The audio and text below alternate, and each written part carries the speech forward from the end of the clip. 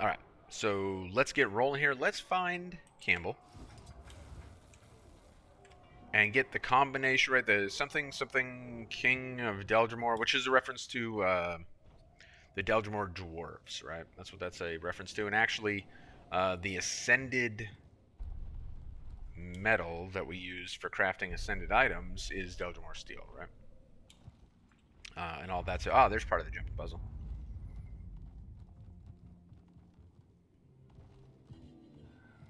Now we can't get any credit for anything because you have to do everything like in order, and we are very clearly out of order, just running around up here. But that's what that little thing was. It was like a checkpoint um, for the jump puzzle.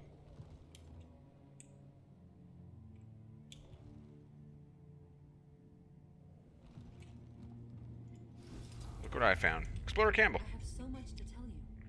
Oh, do you? Well, why don't you tell me about a certain Priory cipher? The cipher to the storage room. The only one besides. Why would now? I would like to say that like this would never happen in the army, but it 100% happens all the time in the army.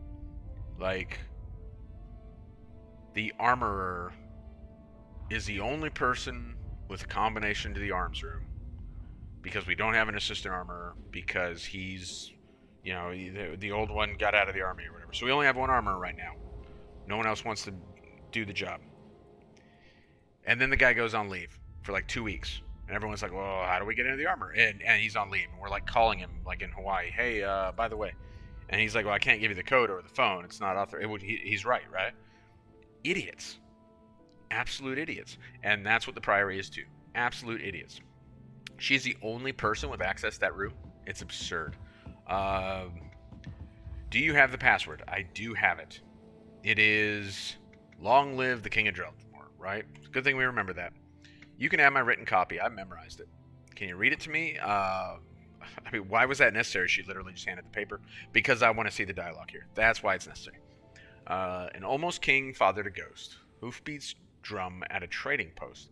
And once a year upon an open stage, an eager kid comes of age.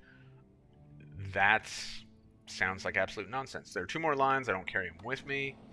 Left the other half behind for security reasons. You'll find it when you find the 3 books each of the lines of the cipher refer to. That's a lot of nonsense, but okay. I guess we will go to the Priory and try to make sense of all this, right?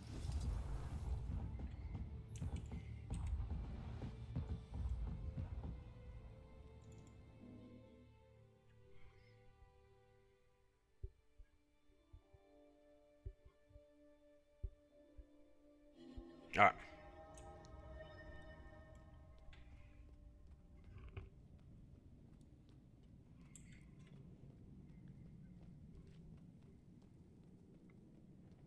Why am I running like super slow? I'm as stupid as the armor. Alright. Lore-wise, this is like a super interesting instance. I actually find it to be a tremendously annoying instance, but it is. There's so much in this one in terms of lore. In conclusion, let's recap. The 5 confirmed dragons are Clauditoric, Jormag, Primordus, Mordremoth, and Zaitan. We believe there is another deep in the oceans, but its entry in the Scroll of the 5 True Gods is partially missing. The scroll, written in ancient times, has a section dedicated to the Elder Dragons, but it came to us in bad shape. It is written in an ancient form of Old Crichton. We're still attempting to decipher the damaged portions. Each dragon has 2 spheres of influence. For Mordremoth, that's mind and plants. Zaitan rules shadow and death.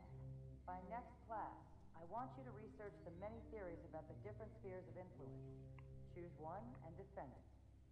If you have questions, there's further literature in the library. Class dismissed.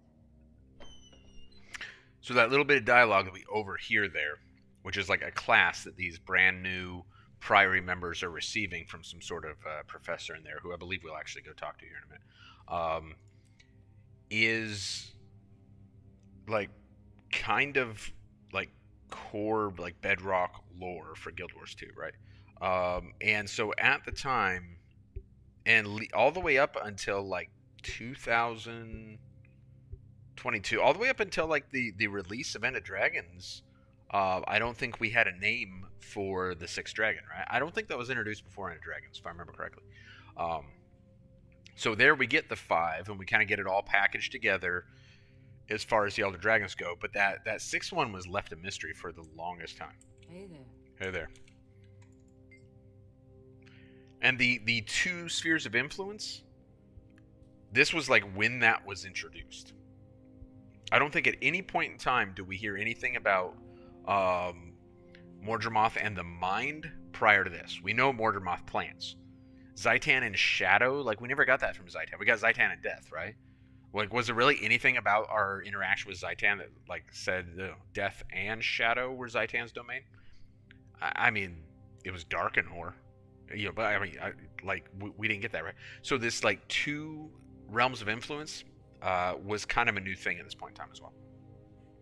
Did we get it? Yeah, we got the cipher. It's a testimony to how scattered the Priory is right now. Well, isn't that a responsibility of leadership to like fix that? Like, it's not a testimony to how scattered they are. It's an indictment against Priory leadership. But okay. It's good you saved her for Salma. Yeah, it's definitely, it's a good thing. And not typical. We say it's definitely not typical of the Priory. Well, we're not Priory, remember. We're Vigil, so I don't know why we care that much. We need to speak to McKay. She's pulling some heavy-duty strings to get us into special collections. We're meeting a Magister Stone Healer. Alright, so you don't know who Stone Healer is, Casimir? Kaz. Oh, now she's going to get lectured by Marjorie. Why you heaping on Casimir instead of standing there for?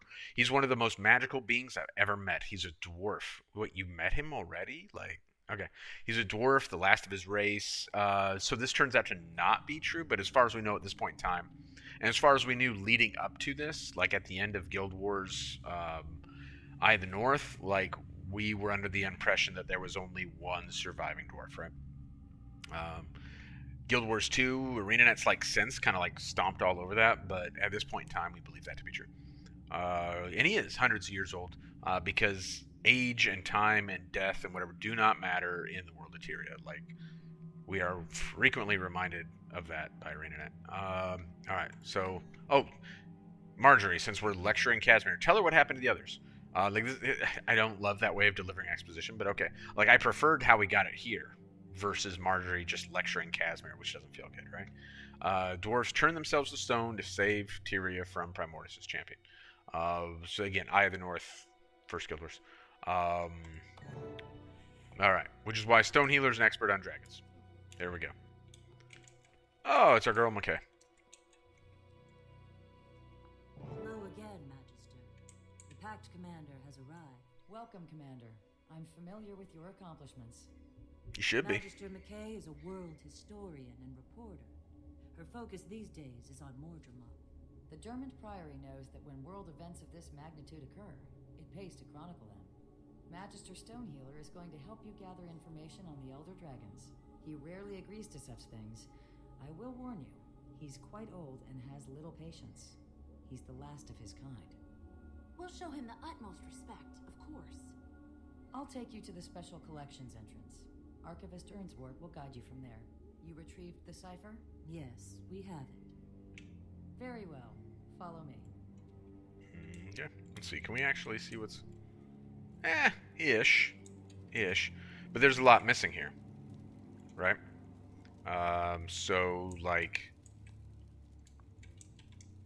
End of Dragons and Pathfire added to this map. This map would have been what this map more or less looked like, right? Only going down like this. Like that right there is about what's shown in this map, right? And of course there's more these days, but... Oh, I lost them. I lost Marjorie and... Oh, there they are. Seems to... So let's see. Is this the instance where all the books... No, we can't read them here. It's another instance where there's a whole bunch of books in there we can actually look at. For the millionth time, there are no culinary applications for bloodstone dust. None. No good can come from feeding it to living beings. What do you know? I'll take the dust to the streets and start my own food cart. I'll be rich. Are we interrupting something important, Chef? No, Madam Magister, we're just having a small professional disagreement. Are these the visitors you mentioned? Yes. They have dispensation from Magister Stonehealer to visit the special collections. I've already adjusted the wards to allow them entrance, and the Archivist has been warned that they're coming. I'll show you how it's done. Be careful down there. Follow me, please. Alright, so I guess we're just gonna mosey in there. Like, apparently that whole, like, thing was not needed. Or, it's needed in a minute, I think. I don't think we're to that point yet. But real quick, so Seymour Oxbone over there, the sous chef who just wandered off after this disagreement here, that's like, kind of a running joke sort of thing. And that came on, like, it's built off of, like, a Christmas thing, if I remember correctly. Or Winter's Day, you know, because the internet doesn't practice Christmas. It's like a Winter's Day thing, if I remember correctly. So that'd be Abaddon, by the way. That's what that giant statue is.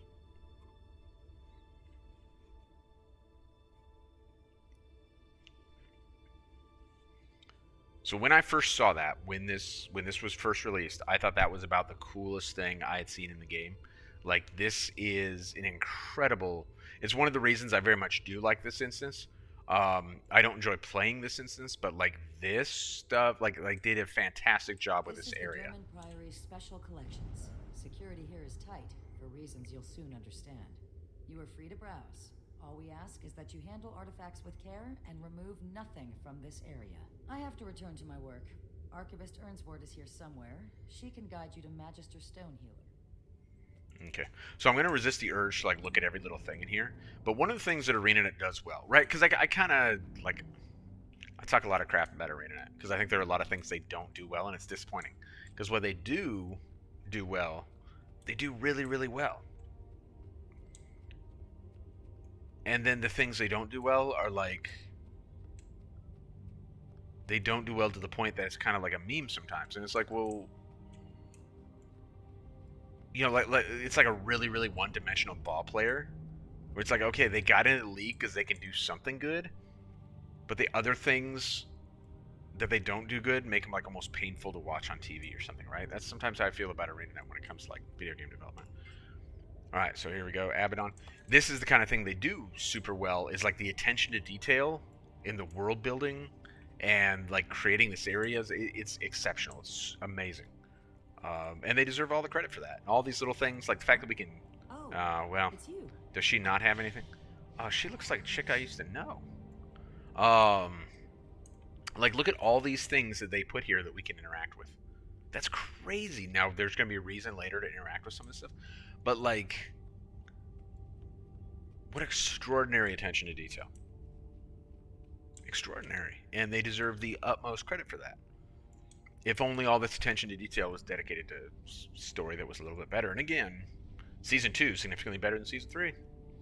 And that ain't no lie. Okay.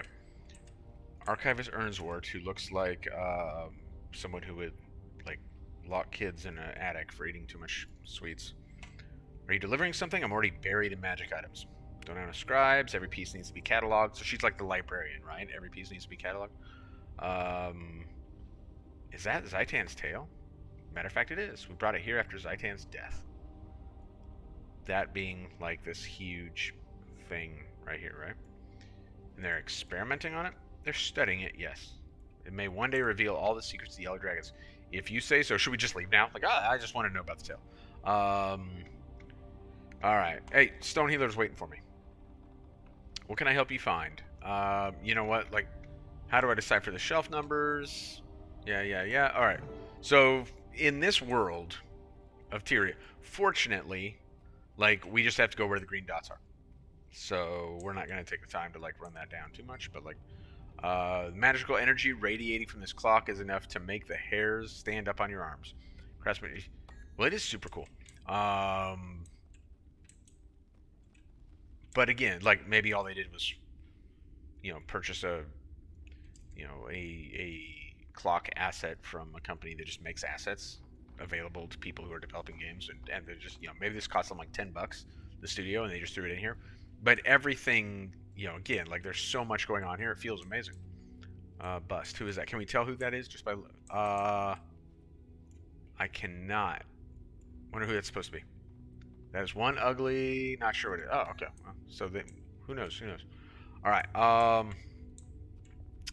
So like all the random things in here, and that like somehow all these things are like super important or interesting or magical, reminds me of like like some kind of sci-fi TV show or something where like that would be the case. What was it, like Warehouse 13 or something? Um, or there was a long time ago. There's like a Sci-Fi Channel miniseries called like The Room or something like that.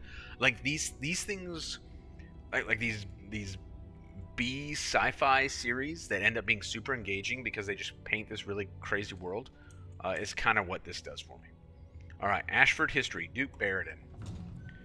Written by McCabe. So of course, like all right, collection of historical facts about the life and death of, and so Duke Barradin is a character in the first Guild Wars game, right? So that's, the name is not like random; it's a reference back to the first game.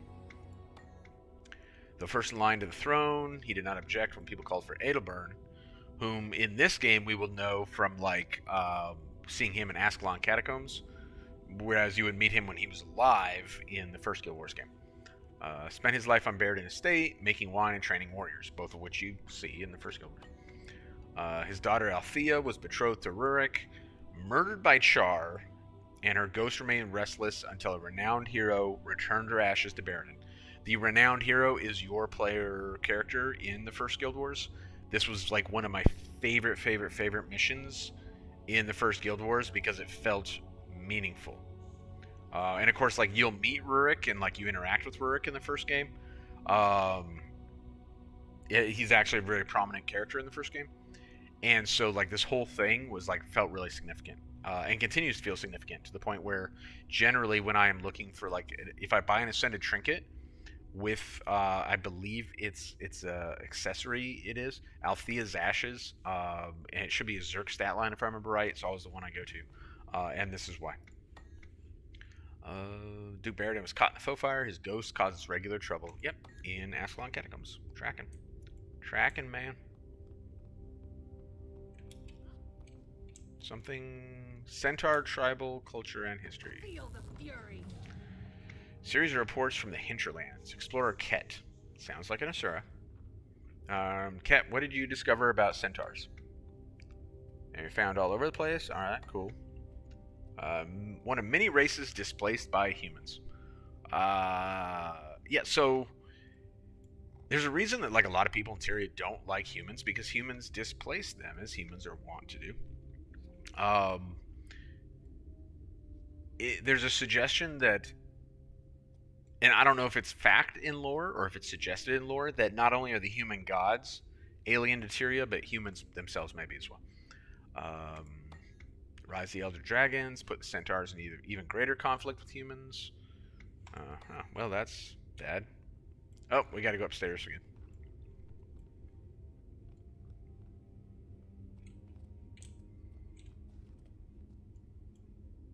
It says exotic.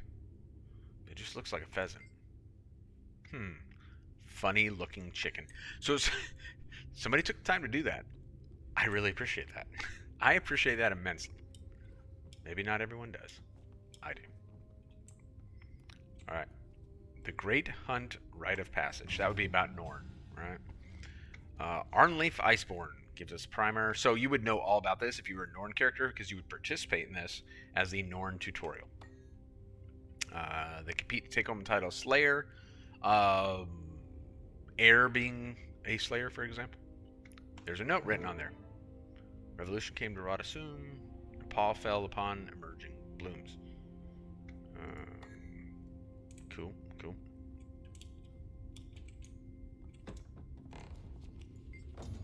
Steward Gix. So if we were Priory instead of Vigil, we would have spent quite a bit of time with Steward Gix as part of our story, right? His uncensored thoughts. Well, I love uncensored thoughts. Not since the destroyers has Radasum come so close to disaster as when the city's golems began to malfunction and turn on their makers. Must consider the peacemaker to golem ratio of 1 to 10. Yeah, that's not a good ratio. Blah blah blah blah blah blah blah blah. All right, cool.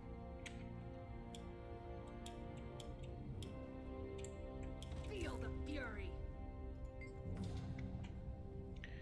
And finally, Scholar Katerin interviewed dozens of her fellow Silvari who claimed to have seen the shadow of the dragon in the dream.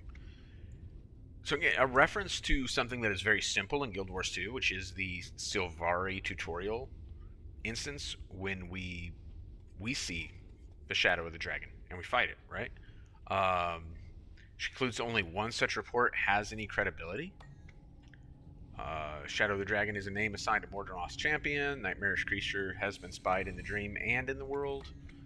While some believe it is immortal and cannot die, others do not. Well, we at least defeated it, if not killed it, when it attacked the conference, or the summit, right? No proof in either direction. But we have first, even if you're not Silvari, at this point you have first-hand knowledge. So we found like all the ciphers or whatever, and now this, and I think this is amazing too. Again, incredible world design.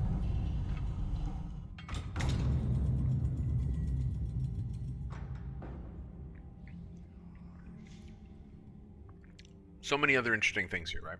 What is this? Nightmare Harbinger. So that should be a reference to Malik.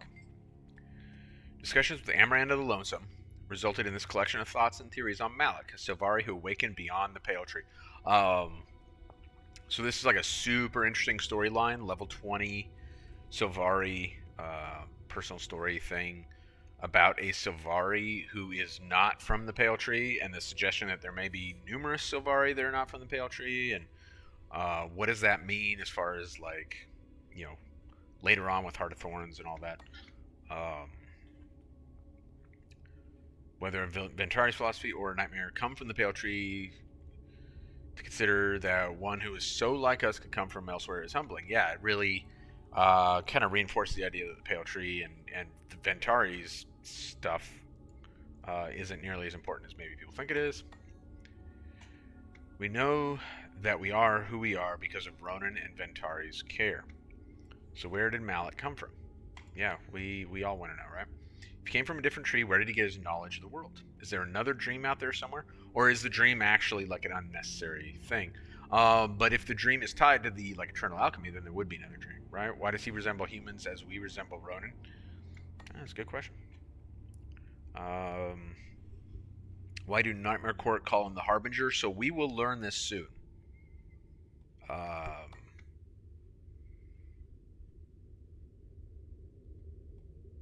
Yeah, very interesting. So, yeah, I have never gone through and looked at like every one of these books. Such an incredible attention to detail as I kind of keep going on and on about. And there are interesting things to be found in a lot of them, and that was a perfect example. All right, so here we are. This is what we were looking for, though. This is the room where Ogden's been hanging out. There he is, last dwarf. What took you so long? Getting the cipher from Explorer Campbell took longer than expected. We're sorry for the inconvenience. Well, don't waste my time. Tell me what you seek. Okay. These old ears are worse than my old eyes, and worse than... Yeah, how about we not continue? Like, it's me, Tasha Aetherwatch. We met... When did we meet? So, I don't believe we've met Ogden. But if we had taken different story arcs, like if we had chosen if we had been Priory, for example, we would have met Ogden. So I don't. Maybe that's why they cut it off here, is to kind of leave that door open. Under any circumstances, I need information on how to deal with Mortimer. You need information about the meaning of your vision. Yeah. But how did he know that? Huh? There are those who have taken an interest. I had some warning that you might be calling. Your challenges do not go unnoticed. There's a lot of confusion here, right? He knows way more than he should, right? But note they have all in good time, but they have Tyria's best interest at heart. This is what you're looking for, this artifact. Go on, examine it closely. What is it? Don't ask. Act, examine it, you shall see. Alright. So, that's a really cool design. It's noisy as well. This same design you can get as a focus. Wouldn't be much point for us now as a ranger, but on my main, as I recall, it's kind of expensive. Weapons. Okay. 80. Exotic. And it's called like Eternal Sands, I think? Is that right? Eternal Sands, yeah, 70 gold. I have it on my main account. That's a bit expensive for me to buy on another account, but there you go, right? So you can actually tote this thing around. And I think it's a fantastic focus skin. Like, that's super cool, right? Just like it's super cool hanging out here. It's made of precious metals and has a palpable aura of magic. Well, that's something. Let's take a look. You can touch it. Okay, well then I will. I mean, never to hang out with a dwarf who says don't be shy, you can touch it. And it transports us to another place. So this is a place. It's a reference to a place in Guild Wars, in the first Guild Wars game.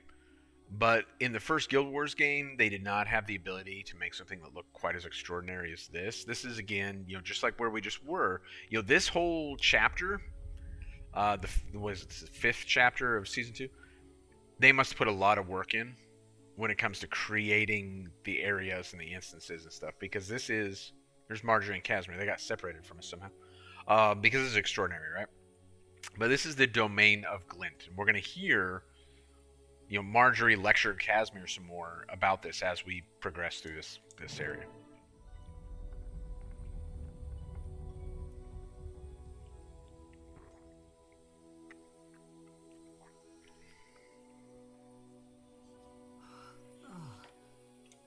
What just happened? I don't know, but my legs feel like taffy.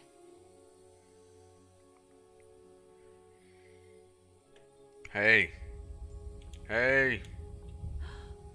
Is this It must be. Glint's lair? It's even more beautiful than I imagined. And eerie. Doesn't look like we'll be leaving the same way we came in. It does not. I never thought I'd see this. Where's the boss? Hello? Hello, I'm over here. Yes, does not look like you can reach me from here. It is something else entirely. Yeah, we will see if we can kind of converge somewhere on up ahead. Glint may no longer live here, right, because Glint's dead. But it doesn't make her lair any less dangerous. Let's move Yes. ahead and search for a place to meet. All right. So in the first Guild See you in a Wars... bit, boss. Stay safe. Keep your voices down. We don't know what's in here. we saw some of the same mechanics that we see in here, but we also just saw like heavy use of debuffs because, again, the game was not as complex as Guild Wars 2. This is going to have like some debuffs, but it's also going to have interesting mechanics as well. And I do think that they're wait a minute, that there is some fairly interesting stuff going on here.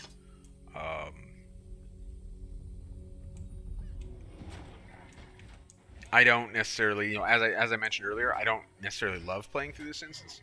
I get a little frustrated with some of the mechanics, but it doesn't mean that they're like terrible, so much as I just get frustrated.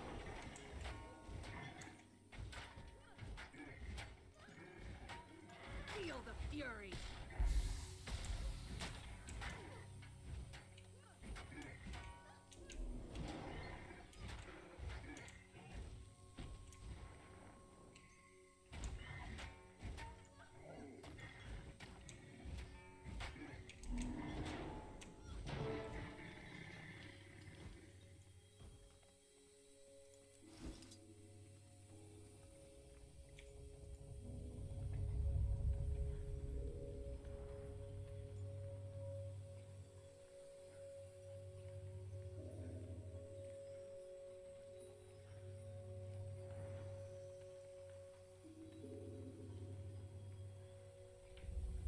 My father used to talk about Glint in her prophecies.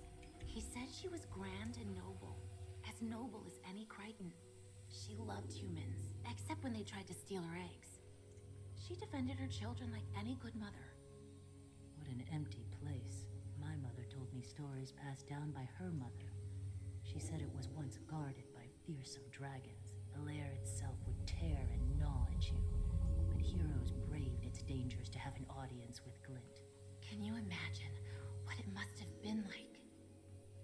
So majority of that is reference to the first Guild Wars, where you could actually go, you could pass through the lair, and you could meet with Glint, and you could actually try and steal her eggs, and then you'd have to fight her. Or you could not mess with her eggs, and it would be a peaceful encounter. So there's like a choice there. They didn't present you the choice. It just, player either would or would not mess with the eggs, right? So over here we see the Master of Peace. We see like a vision of him like checking the soil and then kind of dusting his hands off, and he's thinking about something or whatever. Feel the fear. All right, so we appear to have passed on to another area.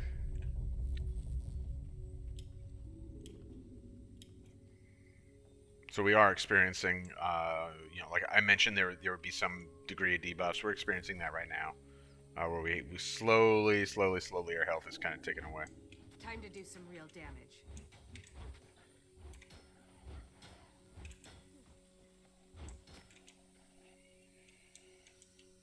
Okay, so by killing that guy, we get the crystalline coating, right? Well, now I got aggro on this guy, so I'm going to kill him too, but we're going to put that to use. So we got our crystalline coating. This guy's going to... Time to do some real damage.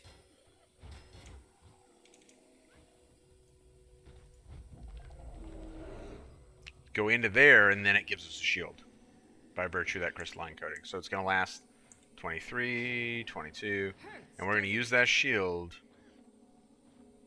to traverse the area where that damaging stuff is on the ground, right?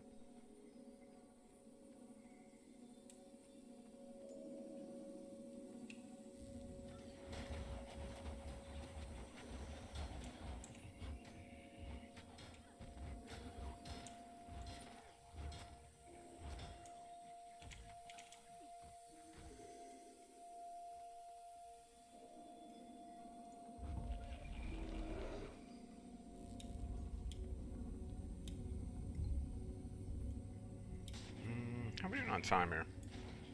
I kind of made that real slow. We're doing alright though.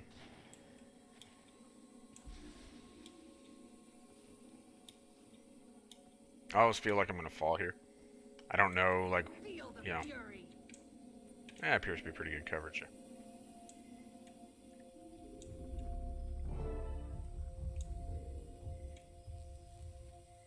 So now we have the first of, there are like several mini bosses throughout this thing, right?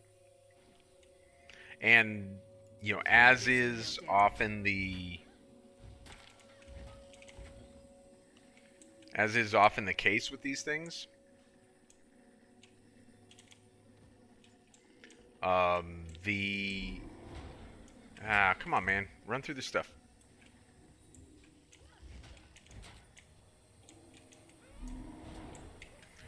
All the mechanics here are like critical for understanding like what you need to do, right? So I have to pull that little dude through the through these fields to bring his shield down, and then in turn I get his crystalline. Oh man, I always forget that happened. So these things will kick you back if you don't have his the little guy, this summon facet here. He'll give you his, you know, his little color coding, and then you can touch these. If you come near these without having that, then there's a knockback, and that stupid knockback will knock you back into this field when you're trying to leave the field. Unfortunately, I'm probably going to die from that stupid mistake. And I can't say it's like bad design or anything. You know, I don't think it is bad design. It's just super frustrating to, you know, dodge out as you intend to, and then all right, there we go. So I just got to remember to dodge the other way. If I have, yeah. All right, should be irrelevant.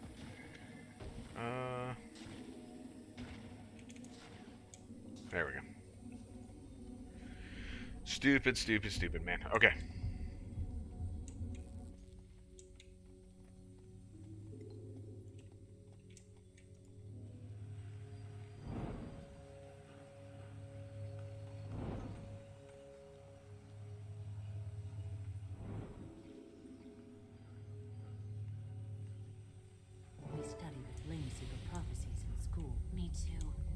I remember the stories about the fall of Ascalon, Prince Rorik, the Chosen. I used to pretend I was a chosen when I was little. Me and my sisters put on plays for our parents. I can just imagine it. Glint was ancient, thousands of years old. Why wasn't she like the Elder Dragons? She was freed from Kralkatorrik's control by the Forgotten a long, long time ago.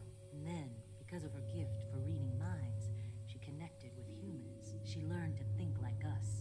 Elder Dragons don't. They're too different. So that last piece about Elder Dragons not being able to think like us, like that's really gonna be, you know, I guess we have to view, we can't view Marjorie as like the omniscient narrator, right? Because it's just plain going to be proven wrong as the game goes on. It's fine at this point in the game, like it doesn't break season 2 that she says it or that it's wrong, but it's one of those things that, you know, I don't want to say like retcon or something, but it just turns out to be wrong with the way they wrote the game as the story continues. It's just simple as that. It'll be much later before that's really reinforced at an extreme level. Like Icebrood Saga is when we really are going to have that kind of, that idea that they don't think like us, like really thrown back in our face. Although season 4 does to a degree.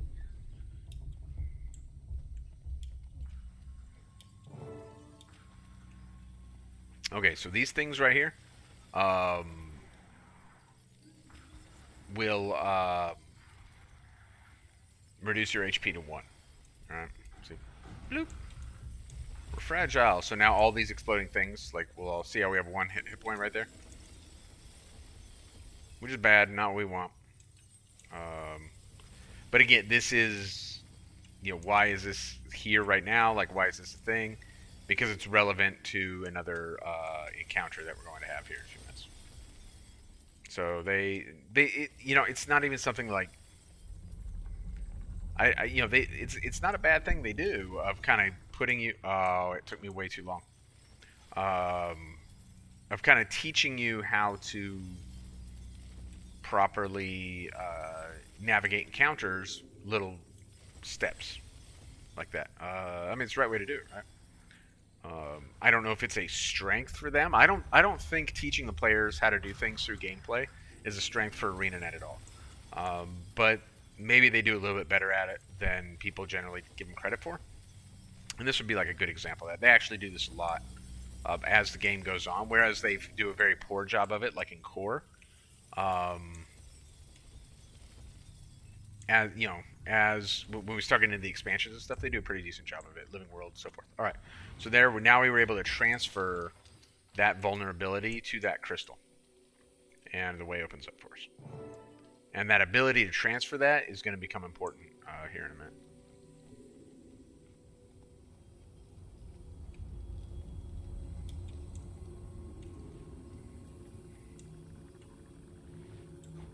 Time to do some real damage.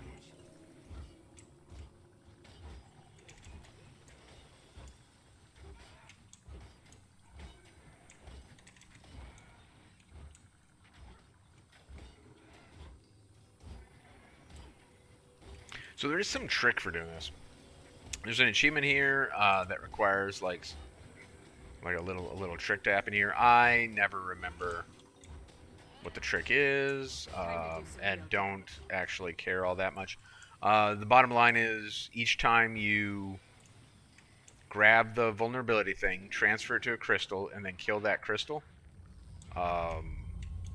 you knock off part of his health bar. So that's it. It's literally nothing more complicated than that.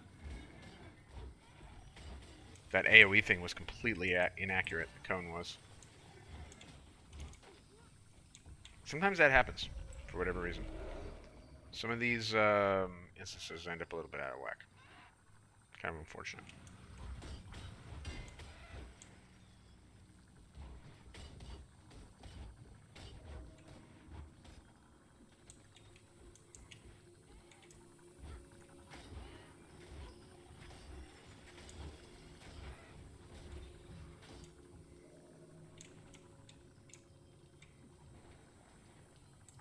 Feel the Uh-oh. fury.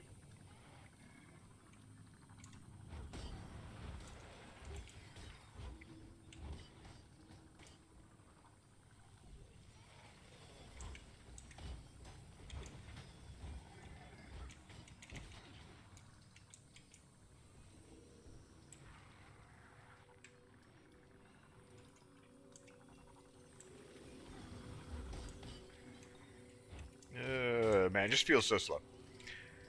Kind of one of those things that I don't really love about. You see that it's adding stuff each time. So we got like the little shatter thingies. Now we got these AOE's, and it just keeps adding stuff that makes it harder to take the, this little vulnerability thing without accidentally killing yourself. But yeah, it's all this. Time to do some real damage. I think it's good design. I just it's tiresome for me. I don't necessarily enjoy it a ton. But I guess when I say it's good design, like I don't think any of it's bad design. I guess would be a more accurate way of kind of depicting or explaining how I feel about it. Like all the ideas that exist within this fight are like pretty clever. I don't enjoy the fight. Endurance running low. Why didn't I pick that up? Oh, now I pick it up.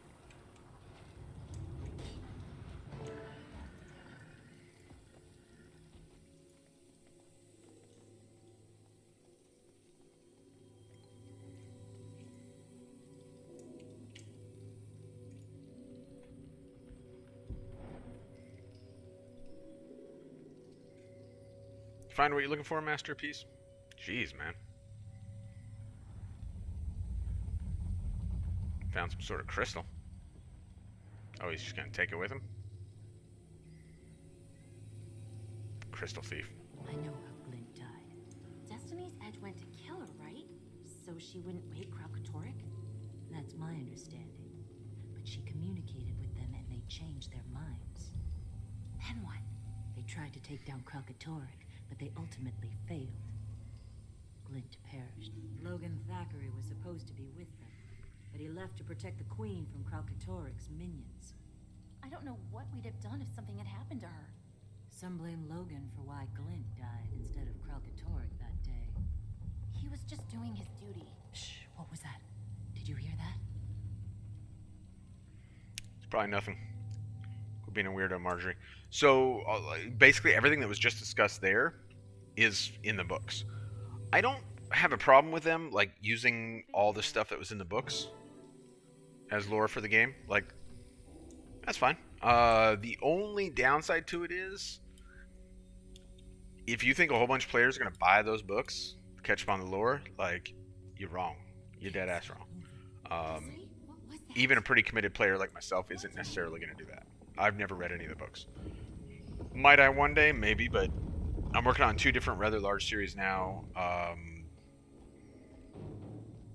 And one of them I consider to be like genuinely pretty good. So I'm just not in a rush to read a Guild Wars 2 book. Just not.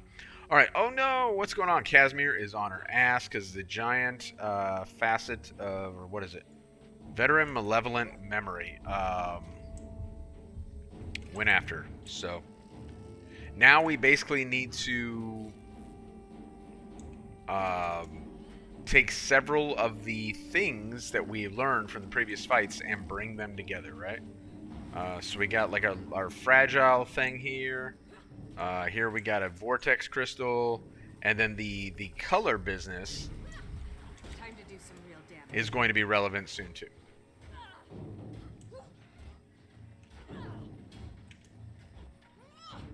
I'll revive you soon. Oh man, I accidentally just stood right on top of that one without realizing. Fortunately, that turned out okay. So here we go. Now he's gone to the center there. So now we're gonna get a convergence of get out of that. A convergence of some of these things. So now I got the green stuff. The problem is if I go in there to get those, I'll die as soon as I touch them because I'll take more than 1 damage from that nonsense. So I have a problem right now where instead of targeting me with his attacks, he's targeting those. And that's not what I want. So now I gotta kind of, Real damage. gonna have to reset that whole experience. Ah, man. Alright, so we got the green stuff again. Grab that dude. So now, because I'm both green and fragile, I can come into the green without getting kicked back and dump the fragile debuff on the vortex crystal. Go team. It's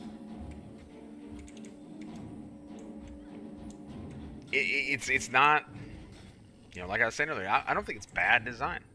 It just annoys me. Oh, I'm fragile. I did not mean to be fragile. Although it looks like I need to be, so it's alright.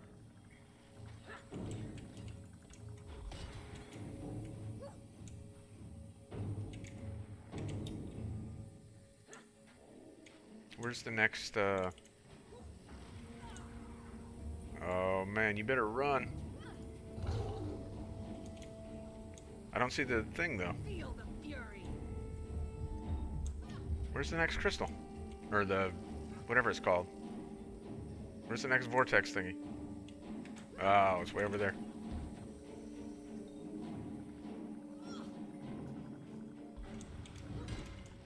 Is he gonna go to the middle again? I think so. Time to do some real damage.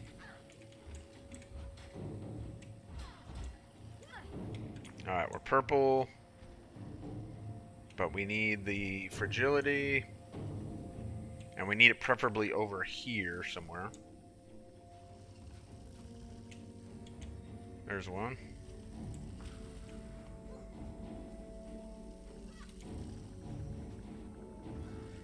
Oh, did I lose my purple?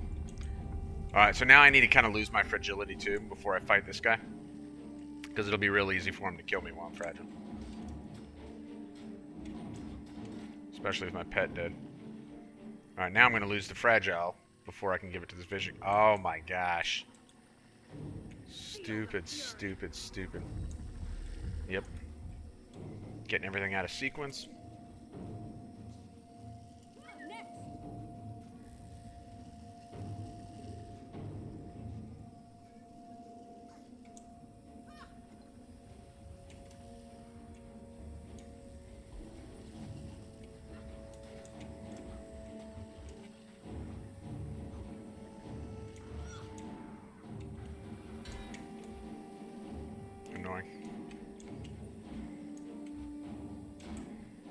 Alright, let's watch for the next crystal thingy. I don't really want to become fragile too early. That'd just be problematic.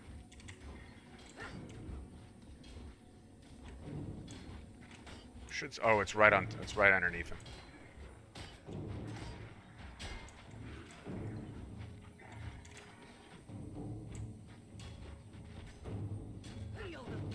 So you see how he just marginally takes damage? I suppose on a long enough timeline, if you just never understood what was happening here, maybe you could still kill him. I don't know. I mean, like those are, you know, are those tiny bits of damage enough? Like, I assume the answer is no, but I mean, I guess it would be on a long enough timeline. Come on, man, where's the fragility?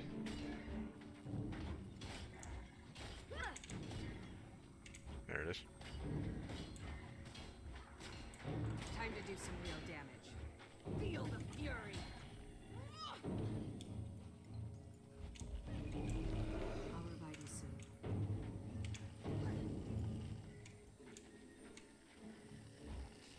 Ah, why is it going that way? Come here.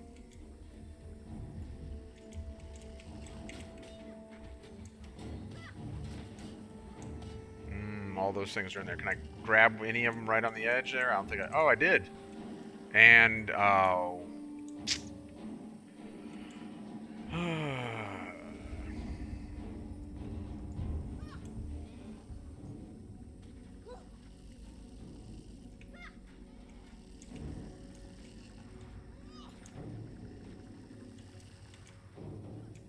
Time to do some real... Feel the fury.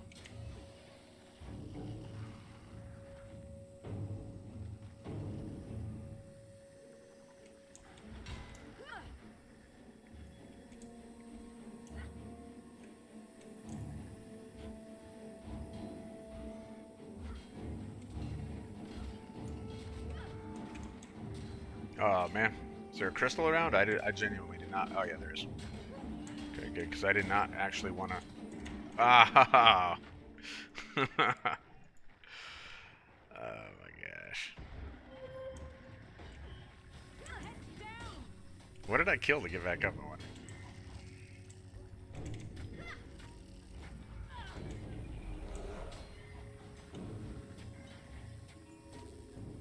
Still over there? Still over there.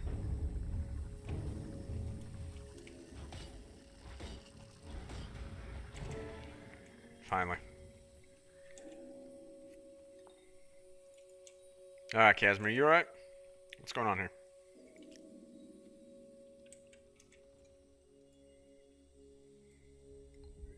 You're okay. What just happened? What was that? Not sure. If I had to guess, I'd say it was part of the lair itself rising up to greet us. Not much of a greeting if you ask me. Thanks for swooping in when you did, boss. We'd have been toast if not for you. Mm-hmm. We weren't sure we'd see you again, to be honest.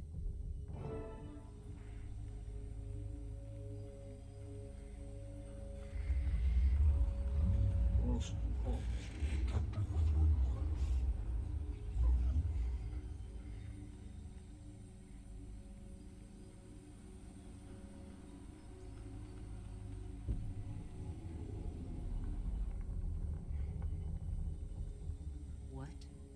was that?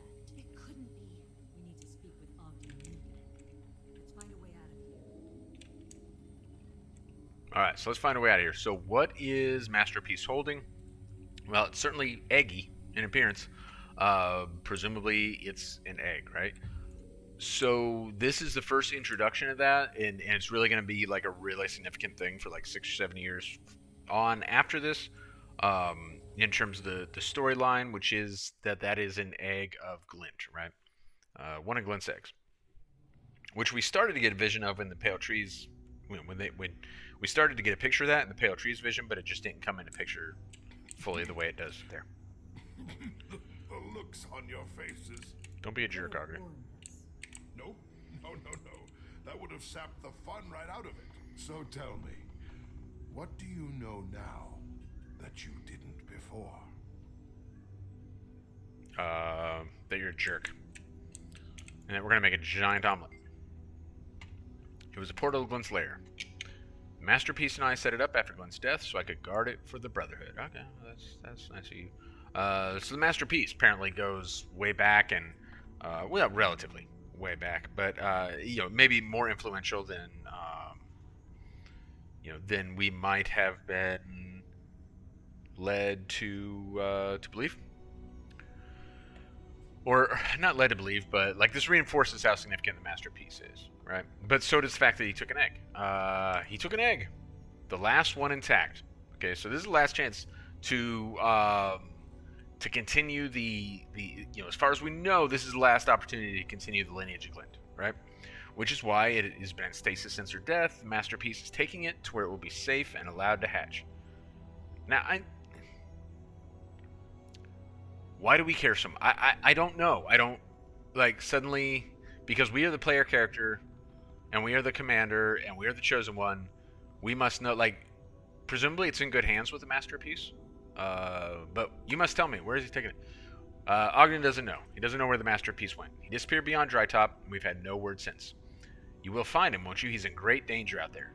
So I guess we just have a desire to help the Masterpiece and protect him, apparently. But we are the chosen one. Look, this is why you were chosen for this. All right, so there you go.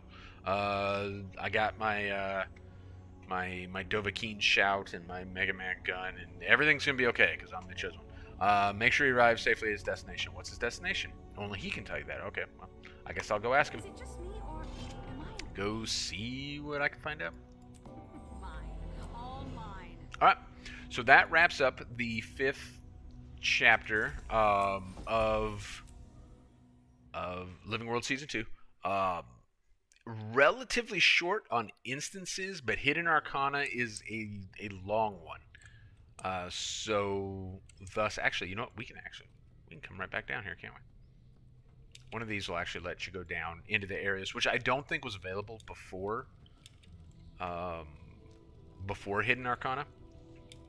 But then after they rolled it out, they made like if I'm not mistaken, This was not available before that, and now it is available. We can kind of go down under the German Priory and just poke around and hang out. And there's some collections and stuff tied to like this stuff. Astrolaria, for example, the Gen 2 Legendary Axe, which I think is really like one of the best like legendary skins in the game, in my opinion. Right? That's pretty subjective, but that requires you to come down here and work on one of these. I think it's a cartographer's workbench, I believe. Anywho, okay, so we have wrapped up Chapter 5 of Season 2, and what have we learned? Well, the big significant thing, so we saw Belinda again, and she put herself in Marjorie's sword, that's great, and then we learned that the Pact is going to take the fight to Mordermoth, that's great, but all that's kind of, like, not super relevant to the story. What is the big relevant thing to the story? We come back to the Master of Peace. The Master of Peace has the last remaining egg from Glint. And this could be very critical in understanding the Elder Dragons, fighting the Elder Dragons, and maintaining the legacy of Glint, who was the only Elder Dragon-y type figure. Although she was not an Elder Dragon, she was kind of de facto an Elder Dragon. If we're going to maintain that bloodline and the significance of that, then this egg is critical, and we don't know what's happened to the Master of Peace. We don't know if he's safe. We don't know if the egg is safe. So this has now become our primary concern. And we continue with Chapter 6, Season 2. That's where we're going to pick up, is trying to track down the Master of Peace, find out what's going on here, and that's where we will pick it up next time. So I do appreciate you hanging out with me today and listening to me ramble about Priory things and all this one's a real lore-heavy chapter. Hidden Arcana is a very long, slow instance, but there's a lot there, so thank you for coming along for the ride, and you have a good one.